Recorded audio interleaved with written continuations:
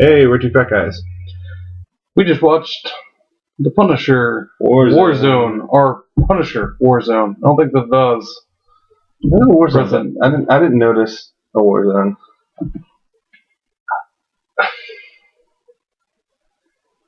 There really wasn't one. No. Was there? No, I mean, nothing. Unless the world is his war zone. I guess it's like more like a general urban landscape. Yeah, War. that was. War. I mean, next to Nick Fury. Yeah, like after Nick Fury, like at that point, it's like, sweet, thank you for not physically assaulting me. Yeah, like it was nice. It was like I'm gonna be not so great over here in the corner. Don't you mind me? Mm-hmm. Maybe, honestly, I think that may have heightened it. Like in a normal scenario, you may have watched it and I might not have realized how sort of middle of the road it is. But after watching Nick Fury, I'm like, I'm not complimenting this movie nearly enough. Yeah, it must be pretty average. If post Nick Fury, I'm still feeling this way. Yeah, I mean, I think I probably tweeted the least about that movie than anything. I'm not sure I tweeted it all, actually. I know I did, but it was all early on. The end just a blur. I was in and out on shooting people. And we talked a little bit about it. That there's kind of two ways to approach a Punisher movie, and there's he kills everyone always, and that's just kind of what he does. And that's kind of what they did with Dolph Lundgren. That's kind of what Dolph Lundgren does. Yeah, that's fair. Documentary. And then you can kind of take the more, what's the word? Like a narrative approach to it, and try to humanize him, give him a reason for punishing people. And they did a lot more of that in the 2004 with Tom Jane, and they did a good job of both of those respectively in their movies. Yeah, so this is just sort of a middle of the road, a little bit of story, a little bit of kill everyone. Yeah, but it felt like both of those aspects were kind of shoehorned in there. Yeah, they're like, oh, we should probably kill more people. Oh, also we should give him a quick reason. Yeah, whereas I was cheering when Dolph Lundgren shot someone's hand off, like. This Punisher like blew someone's head away, and I just felt like, oh, okay, you had to show these like edgy, so you shot that guy. Yeah, it felt shoehorned. Though I mean, I guess in kind of a post Saw world, there's a lot of gore. That I mean, some of it was like, oh shit, like that was hammering home the point of how how brutal Punisher is, but. Most of it was just like, oh, you're just trying to shock me now, and it's having the opposite effect. Yeah, it's meh. It's meh. I don't think I'd recommend it unless you're super into Punisher. Which I don't know anyone who is. Yeah, I don't. So I feel like there's one good. Like in some of the crossovers every once in a while, like one of the writers would be like, I got an idea for this Punisher guy. He's going to come out. I like Punisher as a character. I'm not sure I like him as a lead character. Yeah, he's good. There's a wacky side story that's happening. Yeah. Like, you're trying to deal with the supervillain, and he walks up and shoots him in the face. Like, I'm okay with that. Fucking goddamn Punisher. Yeah. Alright, well, alright. I guess we should go do something else. Yeah, I have memories of like Spider-Man in a sewer. I think it might be Civil War because Spider-Man got all goth and black suit and everything after Captain America died. But regardless, speaking of post-Jigsaw, post-Saw world. Oh yeah, that guy was Jigsaw. Yeah, first off, the name Jigsaw, and I was thinking, I don't know if Jigsaw's a Punisher. I know very little. I don't know if Punisher has villains. I thought it was just random thugs that he shoots. Everyone is Punisher's villain. Yeah, but this is one of the newer ones on the list. It's probably the top 3 because first class after this. Kick-Ass. And then of course not for this marathon, but like all of the new Marvel stuff. Well, yeah, but all the new Marvel stuff obviously is this is actually in the middle of that, right? Because Iron Man was that? It came out the same year as Iron Man and Incredible Hulk. So.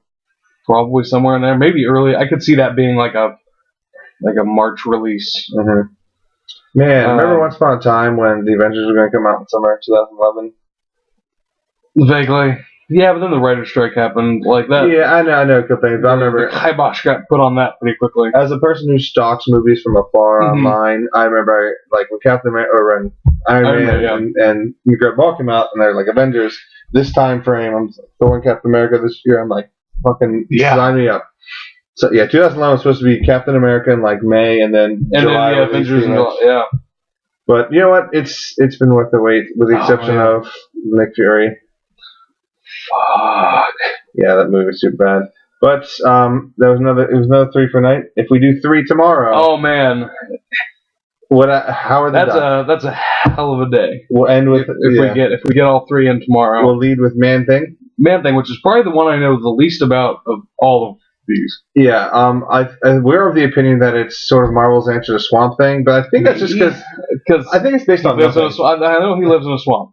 Okay. Okay, so it's based on something. In my mind, I went, that's a pretty good answer, but it's based on nothing. It takes place in the Everglades, and there's something, he does something when he touches people. And he like burns people who have fear or something. Alan Moore wrote a pretty good Swamp Thing story once. You should read it. But anyways, I digress. Yeah, so we open with Man Thing, then Men in Black, which I haven't seen in so long that I'm going to be shocked at how amazing that movie is. I feel it coming now. Because I caught like a half hour of Men in Black 2 over Easter. Yeah, I'm trying to think what I've seen recently. It was actually Men in Black 2. And yeah, Men in Black 1 I think is going to hit me like a holy shit. That's why I love these movies. Oh god, yeah, the suiting, Egger suiting. Oh man. Okay, now I'm kind of the Egger suit. So you're wearing an Egger suit. Yeah, but Men in Black because we decided to do the Marvel imprints. Because fuck you, that's why. Because it adds Men in Black and Kick-Ass, so of course let's add that. And then and finish off with Howard the Duck, the movie that George Lucas couldn't kill. Which Tim Robbins, Leah Thompson, Chip Zines, the voice of Howard the Duck, and just it's Howard the Duck. There's this great, I don't know the artist's name because I'm a terrible person, but there's this Marvel artist who, whenever they tell him to do a crowd scene, he always puts Howard the Duck in it. Like, cause they have him for like the big crossover stuff. Like, all right, just in the scene, put a big crowd, all these different heroes and everything. It's a huge crossover event, and just as prominently as he can get away with, puts Howard the Duck. And I gotta respect the balls of that. So you have not seen Howard the Duck. I know. Here's everything I know about Howard the Duck. Howard the Duck is a character in it. Mm-hmm. He's vaguely animatronic. Parts on his face. Like turtle style. Yeah, his face is animatronic, and that's it. Until you started telling me things about Duck Boobs and Leah Thompson. I know nothing about it. I knew George Lucas tried to kill it with fire, and it didn't work. We'll do a special Duck Boobs edition of the video. So I don't know. I know little to nothing about Howard the Duck, so I'm looking forward to that. But I was also looking forward to Nick Fury. Don't figure that. No, trust me, it's a whole different. It could be as bad as Nick Fury. It's not though. I've seen both, and I'm telling you that. So I think the internet feels that way too. The internet voted Nick Fury lower than Howard the Duck. So it's true. We're on an upward spiral, and this is several places past Nick Fury. I have work in the morning now, and I do not. So the tables have turned. It's a nice little symmetry. Oh Jesus, it's 1:38. It's 1:38. That movie was actually longer than I thought it was going to be. It was like 2 hours. It had to be close to 2 hours. Yeah, it was. And I knew that going in. That's why I was saying, you sure you wanna? And then I was like, yeah, whatever. I got this, bro. You just needed to get. Actually, at that time, I was going, fuck Nick Fury. I want anything else in my brain. Yeah, you needed a movie that wasn't that in your brain because you couldn't live in a world where that was the movie you'd seen most recently. Nope. So that's that. That's another night in the can. We're making solid progress, right? Oh yeah, that's Howard the Duck is 14, I think. So, yeah, good on us. So that way, when we never leave crap out, and 17, I think is the halfway point. So we're approaching halfway. We might actually be able to put in the animated stuff because I'd like to see a lot of the Marvel animated stuff. I ain't got a chance to see, and that would probably be more than watch this terrible scene. And they're all super short. They're all like an hour, and then the Hulk versus is each 45 minutes. Mm-hmm. There's 2 of those. Spoiler alert: the Hawk falls in love with Wolverine. That'll be that. Join us tomorrow for some hot Man Thing. That's don't. Is that not? Should we not? Don't advertise? No.